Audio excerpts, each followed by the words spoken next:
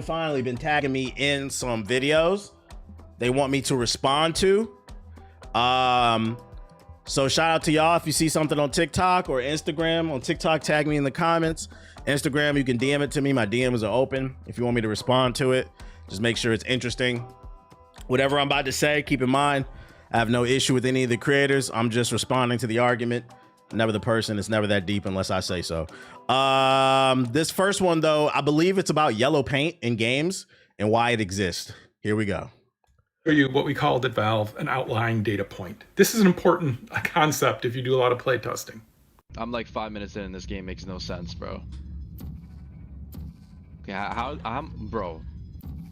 Now, this person could be trolling, but I've seen this, right? And this is, you're doing play tests and you're watching and you're like, hey, what are we learning from here? Oh my God, the person's not understanding this concept. We've got to build in more for this. We've got to do this, right? And you kind of really like do a lot of soul searching during this.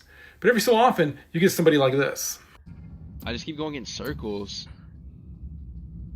Wait, how come my portal's over? Wait, I believe this is the opening level in Portal, by the way. What? And you're like, we can't fix that. And so you would thank them, send them on their way, and then go into the conference room and be like, that's an outlying data point. We're just going to ignore all of that. We're just going to throw everything out because there's nothing to be learned there. It's rare. It is super rare.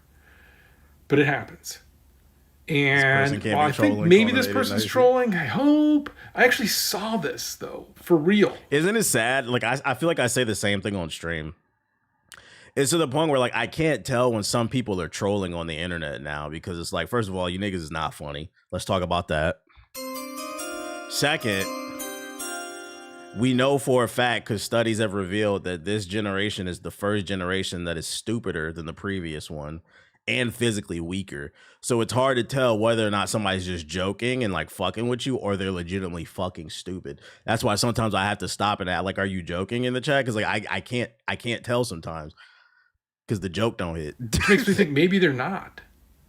So here. Wait, no, I'm an idiot. This is the same portal. Wait. Oh, I think I'm starting to understand how this game works.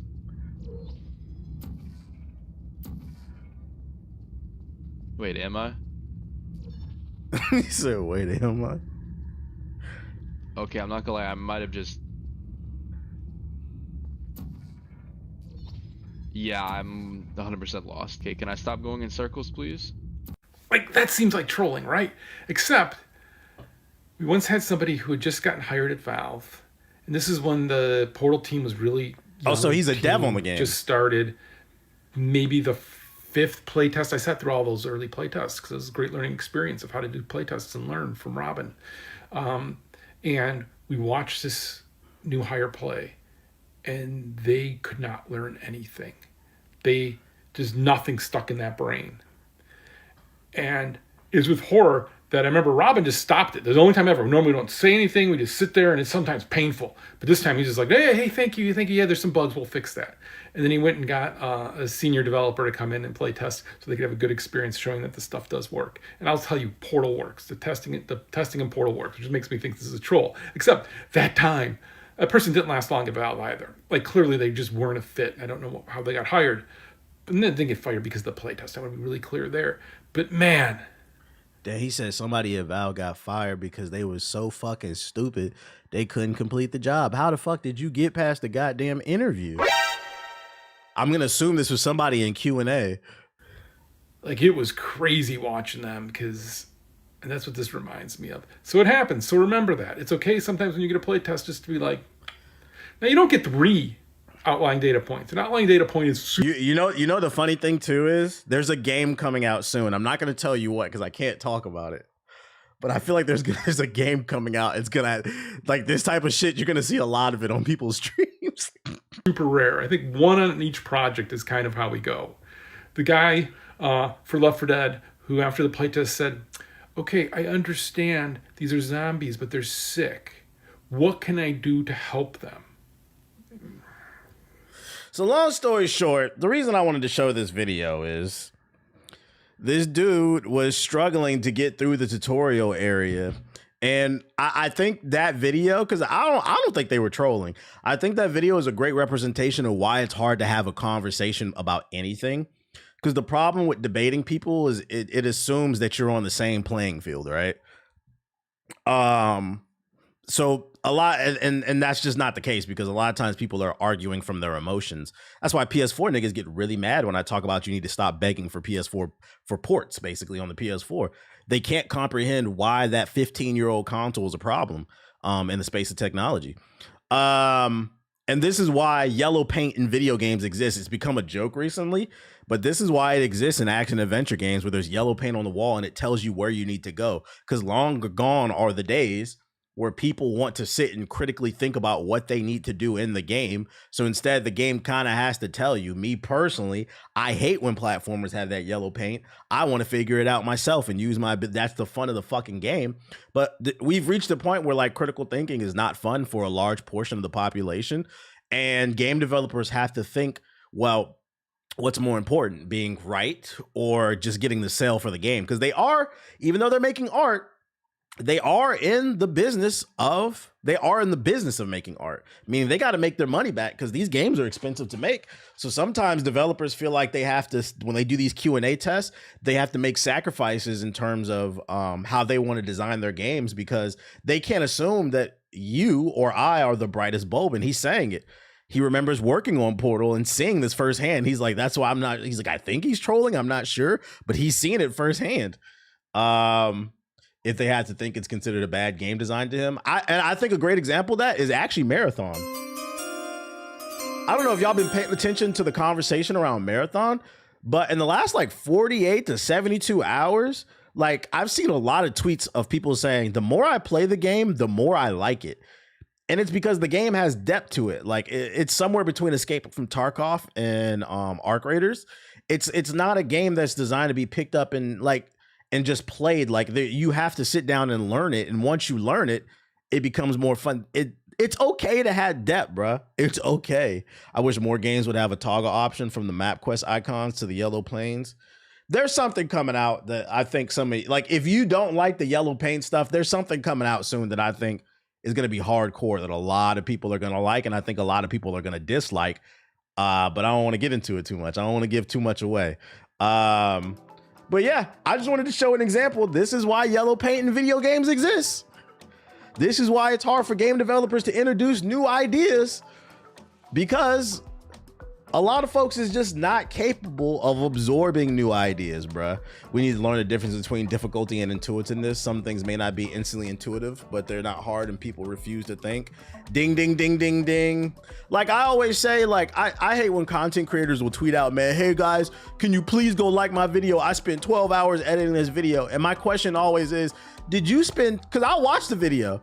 I'm like, I don't see 12 hours worth of editing here. Did it take you 12 hours to edit this video because you fucking suck at editing and you don't know what you're doing, or because you were actually doing a bunch of cool tricks and animations and shit in it? And usually it's the first fucking answer, bro. You're like, nah, dog, this is some elementary shit. Anyways, hell, there's a button. You should press it.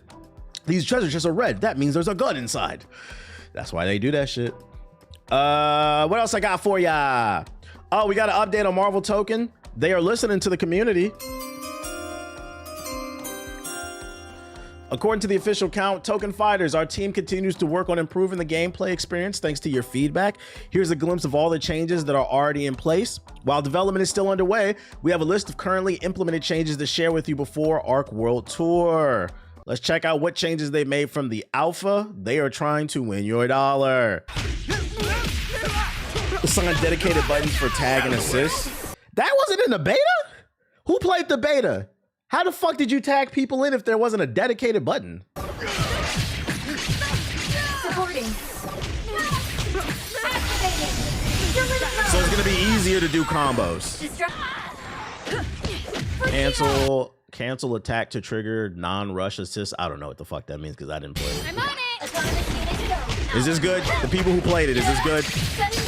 I've got this. Reduced assist, hit stop, and consecutive assists. Feints, they made it easier. It is good? Okay. Got this. I'm on it. There. You got it. Aerial assist conditions change so that they make it easier or harder. On it. Receive my assistance. Here I go. Call ground assist while airborne. That's useful. I'm here. Unit failing. Super skill no longer calls wall break. That's good. I would imagine that was fucking annoying if like every time you got hit with a super, they also get the bonus damage off the wall break. Go, tornado. Now. Full knockdown state post wall break. What does that mean? Full knockdown state. Does that mean like invincibility frames getting up?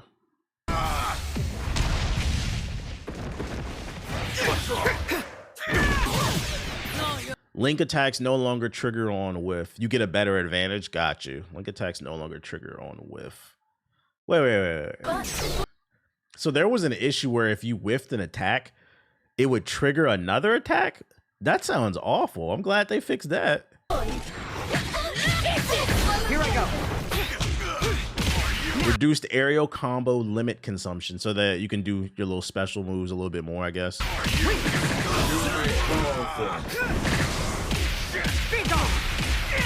My wings ready. This is why betas are important. That's why betas are important. Good start. Let's keep this up. Day one cop, day one cop. Yes. So there you have it. Those are some of the changes they made. And they also said they're looking to make more changes. They're continuing to hear the feedback. W devs.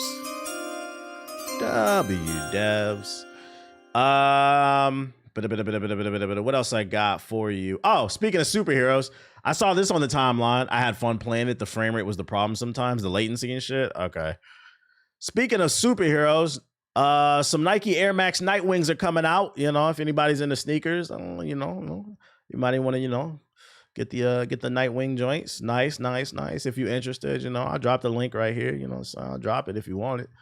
You're trying to cop those, get some nerd kicks, them joints cleaned. I'm not gonna lie, I'm tempted to get them myself. I think it said on the website they $88. I was like, I'm kind of tempted to get them myself. I'm not gonna lie. But I dropped the link in the chat if you want it. Other news, Highguard update. Ex-Highguard developer says that the shooter leaned too far into the competitive scene and that turned a lot of players off. I don't agree, but let's go ahead and finish this. Let's hear what he has to say. Highguard, the free-to-play, yeah, we know. According to a former Wildlight developer and level designer, Alex Grainer, who told Quad Damage Podcast that developers don't strive to create something that doesn't work out. Obviously, nobody wants to make bullshit throughout development. Wildlight really leaned into the competitive side of it, and that was always one of the biggest fears as a player. I can only speak to my side of it as a level designer, but when I joined Wildlight, it was trying to figure out this new ambitious game, and this team is always punishing the boundaries, Grainer said, as transcribed by Eurogamer. You don't strive to create something that doesn't work out, but it happens. Unfortunately, through development, we really leaned into the competitive side of it, and that was always one of the biggest fears as a player. I don't agree with that. I think one of the biggest issues it had off rip was the art design looked like a generic live service game. Even the UI. I remember when I previewed this game, I was like, the UI literally looks like Apex from like a distance. So off rip, a lot of people didn't like the art design. I just don't think a lot of people like the 3v3 format. They felt like the field was too big for how many people. I didn't 100% agree with that, but like, I think they should have launched with like 3v3, 4v4, 5v5, and they should have did a beta. It's funny, we just covered the Marvel token beta and them making improvements. They should have did a beta where they tested a bunch of stuff out, got feedback, and then improved from there. I don't think the issue was the game was trying to be competitive, because when the game was fun, it was fun. It was just, they had a lot of ideas that they didn't execute on properly, and they should have gotten feedback before saying, this is what we are. Because a lot of people ended up liking that 5v5 mode.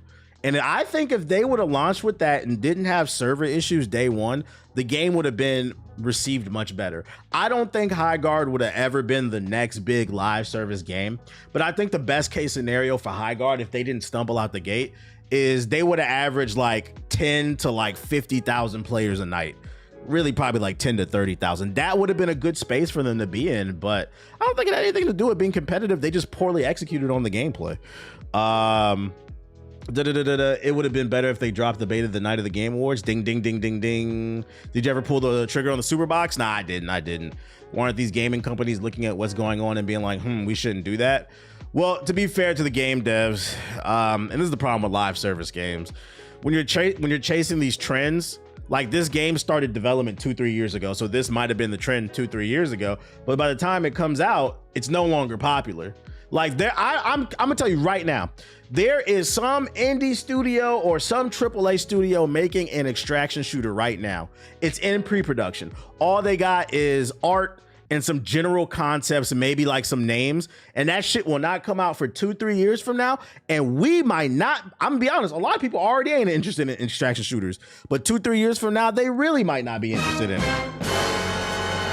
The issue is development takes time and you might miss the window. And that's why it's important, I think, for game developers more than ever to just make whatever the fuck you want. Make something fun, make something cool, and advertise it correctly and the people will come. I think that besides the execution on certain things when it comes to the gameplay, I think what Wildlight is guilty of is chasing the trend of live service games.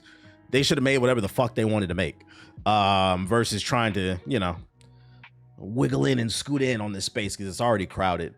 When MOBAs were coming late to the game in like 2015, I was already tired. Yeah, there was a point where there was like a new MOBA coming out like every month, and you remember Strife? SRIFE? I was like, oh my God, the DC one? I was like, I can't play all these games, guys. What are we doing here? Traditionally in business, there's usually only space for like 2 to 3 main competitors. That's why you have Costco, Sam's Club. You got Walmart, Target. You got Best Buy, Micro Center.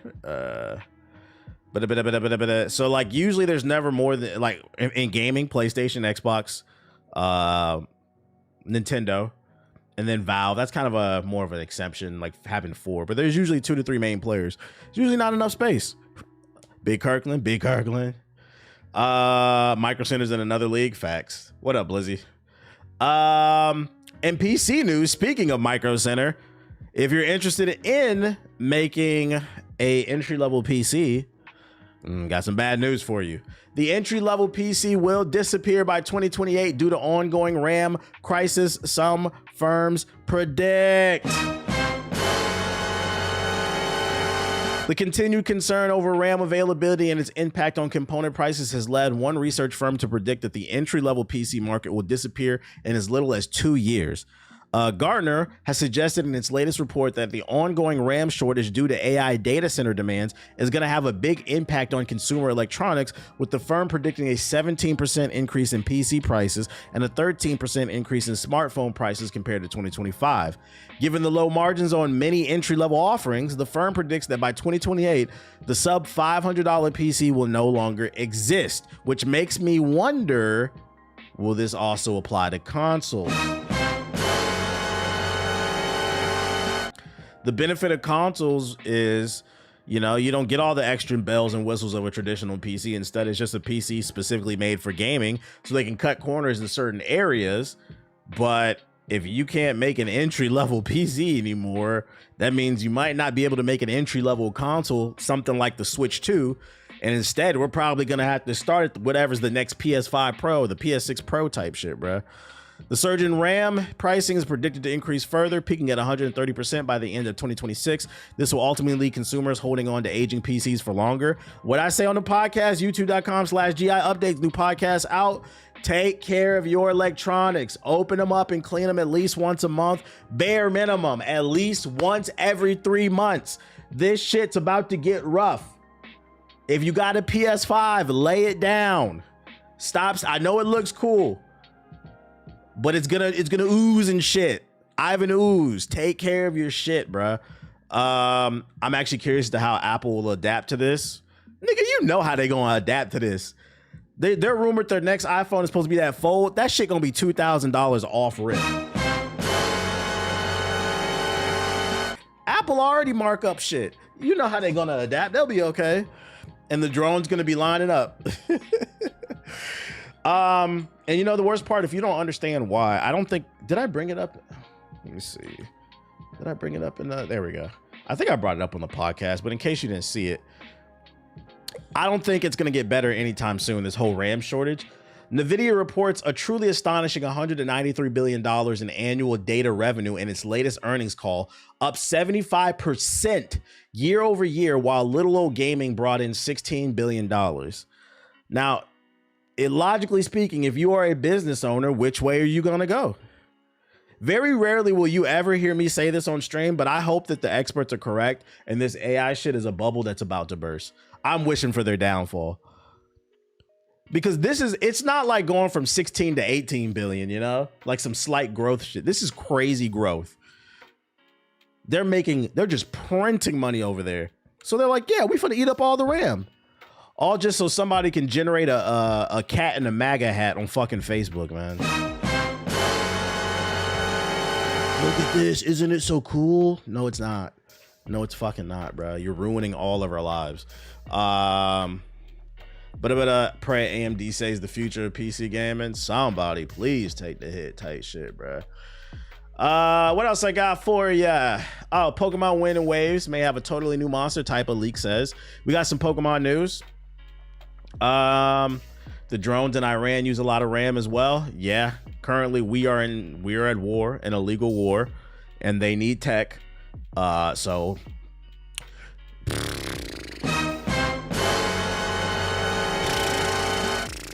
he's not wrong. Y'all president, not mine. With 18 main elemental types, there's no shortage of Pokemon affinity combinations. You might assume that over the course of 30 years, the monster collecting series has tried every possible combination of those types by now. I mean, that wasn't last true in the new Pokemon type back in 2013. Surely after so many installments and remakes of the mainline series, the Pokemon types have run dry. Surprise, it hasn't. There are actually 10 type combinations that were never seen in Pokemon games before. Some of the absences make sense. Combos like normal, ice, whatever, bro. What's the rumor, though? But there are 5 mashups that are reasonably up for grabs in Pokemon Winds and Waves. Ice and Poison, Ground Fairy, Bug Dragon, Rock Ghost, Fire and Fairy. I know some of these inclusions don't sound right. I could have sworn I've seen Rock and Ghost type before. That don't even sound right. What the fuck is a Rock Ghost, nigga? This is why I can't get into Pokemon no more. What the fuck is going on? Ooh, a Rock Ghost. There's a Haunted Flying Coffin, for crying out loud. So how likely is we'll see any of these new type of combinations? Starter-wise, we've got the Fiery Pombon as a potential candidate for the fabled Fire Fairy combo. Based wholly on the start of its evolutionary line, I'm skeptical that Pombon will eventually give us this rare monster type. Little about Palm Bombs, this is speculation. I thought this was fucking actual real room. This nigga's yapping, dude. This is irrelevant, bro. What a big bro. Big bro Kozo might be a yokai grass type. I can't get into it, man. They just coming up with bullshit, bro. Rent this dude. AI slop article. Yeah, we're out of there, bro. Marathon Server Slam weekend feedback recap. Let's see. Only a few hours left to try out the Marathon Server Slam goes. Yeah, we don't care. First off, we want to thank you. Yeah, your feedback. Secondly, regarding all we've noted, here are a few points we've been keeping close eye during our time. So here's the feedback they're taking into consideration. Additional queue options. Currently, you have the ability to run solo, or you can queue in with a duo or a full trilo, but we have heard the feedback about duo dedicated lobbies. This has been logged and shared with the community. I have seen a lot of people say they want to have a duos mode. Are listening. Unbinding keys altogether. For players, especially on console, there's been a steady feedback stream about the desire not to just rebind a key, but to clear the key binding altogether. We've passed this along as well. Some quality of life changes. Items we're still tracking. PvP feedback. The TTK is a hot topic. Some of you want longer duels and more runner contact. Others are vibing with the current pace. We're reviewing runner density on non-beginner maps and keeping a close eye on perimeter and dire marsh feel and all in all. Med and ammo economy. We hear you that meds are soaking a lot of your early loadout budget, and the back-to-back fights can chew through your meds and ammo reserves pretty quickly. I felt like I was running out of ammo pretty quickly.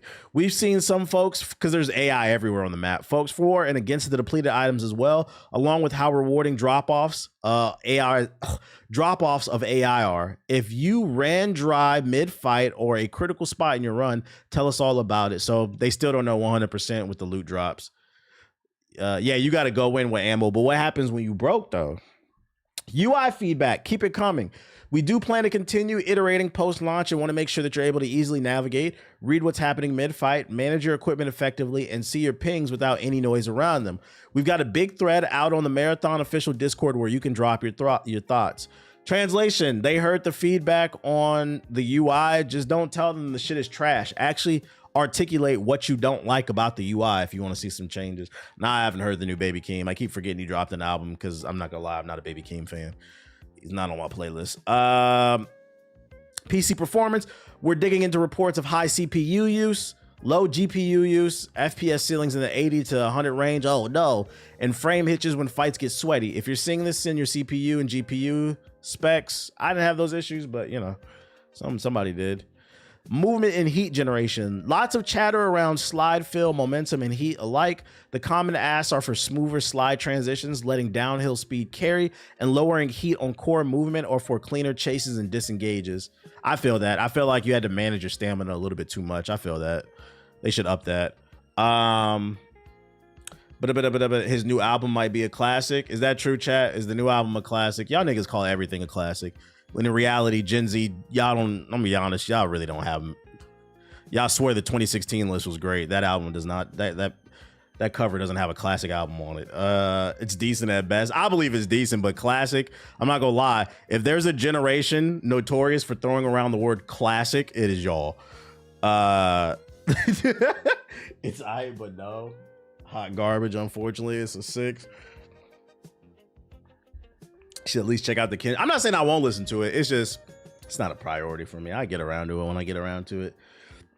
Don't know about classic, but I like what I heard. Shout out to Crab with the sub. Yo, shout out to Griff with the super chat. He said, am I wrong for thinking ball and gun gamers are slow for buying a PS5 just to play 2K, GTA, and Call of Duty?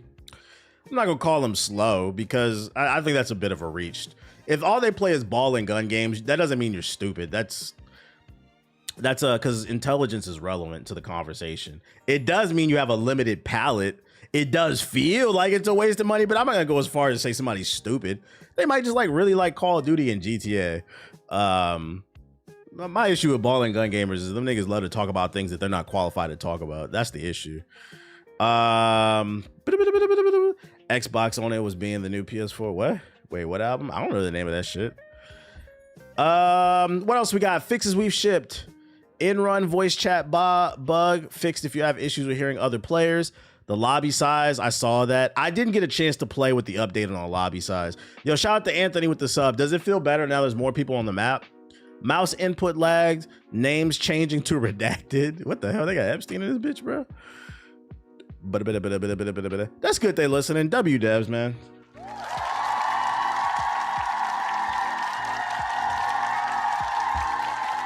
Updated lobby size still felt hollow.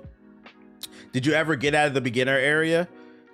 Because I learned the more you, and this is why people are saying the more they play, the more they'll like it. The first 2 areas are beginner areas to teach you how to play the game, so there's less people on the maps. But when you get to the 3rd map and you keep going, there's more teams on every map, so you'll fight a whole lot more. So I gotta ask, did you ever make it to the other maps? Do you think it's worth keeping my Xbox or making that switch to PlayStation? It depends on what you're into. If all you play is Call of Duty, 2K, GTA, no. But if you're interested in the PlayStation exclusives, then yeah. But did you enjoy it more than Arc Raiders? I can't say that. Let's see how I feel when the full game comes out. I didn't really like Arc Raiders like that either. I didn't hate it, but it was cool. Like, they're kind of the same to me. The problem is I'm not big into extraction shooters, but I did like the skill tree in this one. I thought that was interesting. Little story elements in it, and I like the shooting more in Marathon than I did in Arc Raiders. But I feel like I need more time on this game, though. I didn't get enough time on it. I did notice more people when I got out of Dire Marsh. See? And that's why you're seeing people's opinions change. And that's why when I saw more people saying their opinion is changing the more they play, I've seen a lot of people on Twitter say their opinion was like a 6 or a 7 when they first, and I wasn't trying to meme, I swear to God. They were saying like a 6 or a 7 when they first started playing it, but when they got to the later maps where there's more fights, it got bumped up to an 8, and I seen 9s as well. So I was like, all right, I'm gonna reserve judgment. I'm gonna wait and I'm gonna play some more, but I really do like the shooting in this game. It feels good even off the hip fire. What else I got for y'all? Oh, Bandai Namco Holdings are officially announced. They officially announced a thorough company restructuring, renaming departments, and enacting personnel changes. Nintendo will also acquire 80% of Bandai Namco Studios Singapore on April 1st, the other 20% later, and become Nintendo Studios Singapore. Ladies and gentlemen, Bandai Namco no longer exists, and depending on how you feel, it could be, or it could be. That's right, it's gone. Bandai Namco by 2027 will be a Nintendo studio. Tekken Mario? Maybe. I doubt it. My gut tells me if you like a 3D arena brawlers, you're about to get a whole lot on the Switch too. And for me, that's a... But I'm gonna be positive. I'm going to hope with Nintendo absorbing Bandai Namco, this means Nintendo's creative minds are going to be put on these projects. I hope Nintendo brings in talent to Bandai Namco and says, hey, guys, you know, we don't have to turn everything into a generic 3D arena brawler. We can do something else. I'm not going to lie, every 3D arena fighter is a Switch game. That's Singapore, though. Acquire 80% of Bandai Namco Studios Singapore on it. Oh, it's my bad. Okay. Am I reading this incorrectly? It's only the Singapore studio. I'm bugging. It's not it's not the full thing. I read that incorrectly. My fault. I'll take that L. It was worded kind of weirdly. It's not that big. I don't know, man. I'm gonna be honest, chat. I don't care. I don't care about Bandai Namco. I don't know what this means. Until I see them make something else, I don't know, man. Like